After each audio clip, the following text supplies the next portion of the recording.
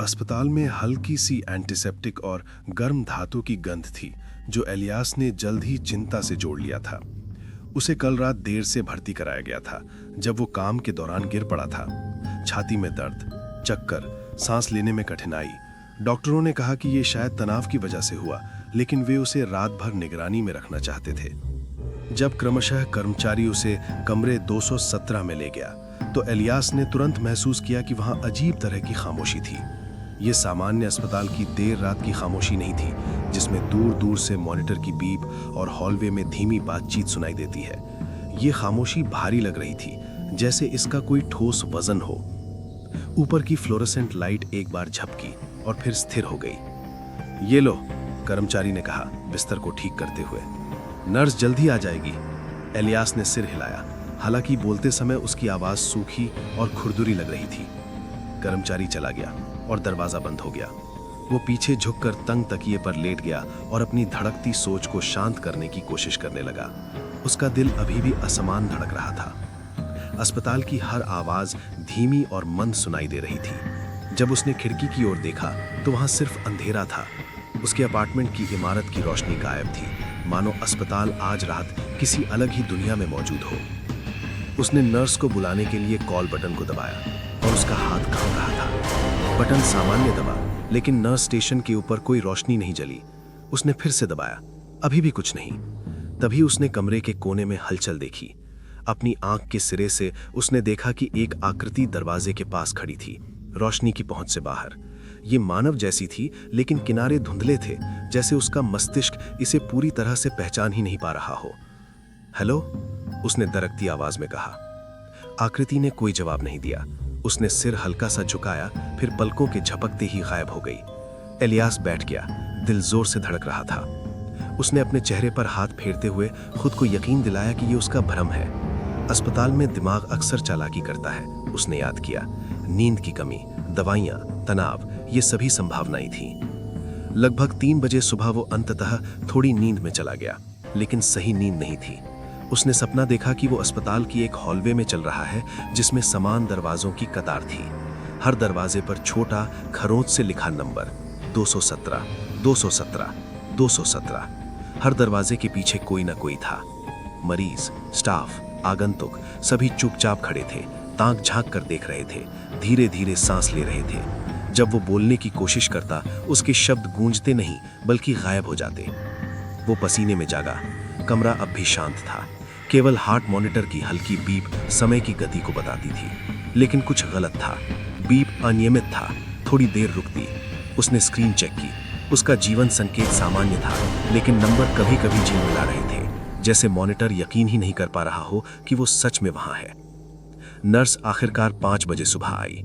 वो जवान थी, शायद नई।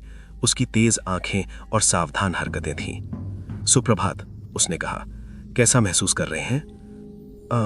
कंफ्यूज्ड, आगे एलियास ने स्वीकार किया। कल रात मुझे लगा किसी ने कमरे में देखा। वो जल्दी से इधर उधर देखती है। उसका हाव भाव विनम्र पर पढ़ा नहीं जा सकता। आप अकेले थे? शायद ये सपना था। मुझे नहीं लगता। उसने आह भरी, आईवी ठीक करते हुए। ये कमरे रात में धोखा दे सकते हैं। मंद रोशनी, चुप्पी, लोग कुछ देख सकते हैं। एलियास बहस करना चाहता था, जाने की मांग करना चाहता था, लेकिन ताकत नहीं थी। उसने सिर हिलाया। नाश्ता आता गया और चला गया। स्टाफ आते जाते रहे, हर बातचीत संक्षिप्त। हॉलवे में भी सामान्य आवाजें थी, लेकिन कमरे में हल्का सा अलगाव महसूस हो रहा था। हवा भारी लग रही थी, जैसे सीने पर दबाव डाल रही हो। दोपहर तक एलियास हर आवाज के प्रति संवेदनशील हो गया। ट्रे गाड़ी की दूर की क्लैंग, धीमी बातें, हवा के वेंट का हल्का वर। कमरे में ये ध्वनियां असामान्य रूप से देर तक ठहरती। फिर उसने मॉनिटर पर देखा। हार्ट मॉनिटर की बीप सामान्य हो गई थी, लेकिन कभी कभी ये एक बीप छोड़ देती। असली अरिथमिया नहीं, उसका दिल सामान्य, केवल मॉनिटर में अनिश्चितता। हर बीप की कमी उसे तनाव में डालती। फिर उसने देखा, बिस्तर के पैर में एक छाया, लंबी और पतली, हलचल कर दी। वो जम गया, बोल नहीं सका। छाया मानव जैसी थी, लेकिन चेहरा रहित थी। कोई विवरण नहीं, केवल अस्पष्ट आकार, जैसे परिधि में धुंधली आकृति। अरे, उसने जोर से कहा, कौन है वहां? छाया ने कोई कदम नहीं बढ़ाया। जरूरत भी नहीं थी। वो केवल वहीं रही, देखती, प्रतीक्षा करती। एलियास बैठने की कोशिश करता, लेकिन शरीर नहीं सुन रहा। मांसपेशियां भारी, जैसे उसकी इच्छा शक्ति ही काफी नहीं। डर बढ़ा। उसकी नजर मॉनिटर पर गई। हार्ट रेट सामान्य, ब्लड प्रेशर सामान्य, सांस चल रही। लेकिन उसने महसूस किया वो पहले ही चला गया था। वो चीखना चाहता था, लेकिन आवाज नहीं आई, केवल सूखी हाफ। छाया थोड़ी झुकी। अजीब सन्नाटे में उसने इसके अस्तित्व को महसूस किया। सीने पर दबाव, बिना छुए।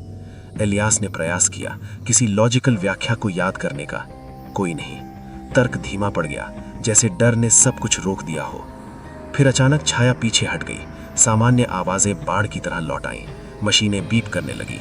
हॉलवे में आवाजें। दिन की नर्स आ गई। उसकी हांफती सांस सुनकर, ठीक है? उसने हाथ पकड़ते हुए पूछा। मैं शायद, एलियास ने फुसफुसाया। किसी को देखा? किसी को? आप अकेले थे, उसने हल्की मुस्कान के साथ कहा। आराम करने की कोशिश करें। शाम तक उसने दूसरे कमरे में जाने की मांग की।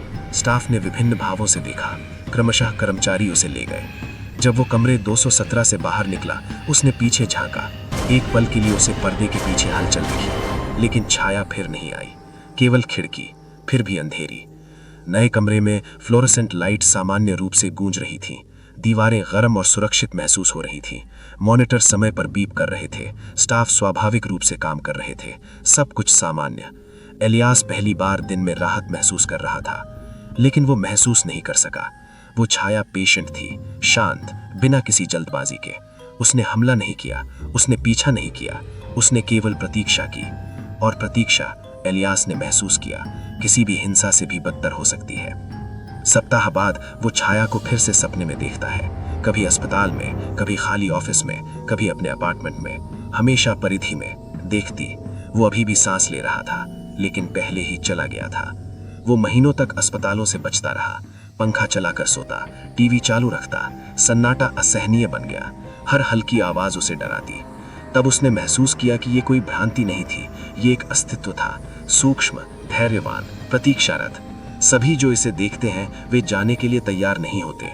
और उसके मन के पीछे वो जानता था कि कमरा 217 अब भी वही है, अगले मरीज की प्रतीक्षा कर रहा है, जो अभी भी सांस ले रहा है, लेकिन पहले ही चला गया है।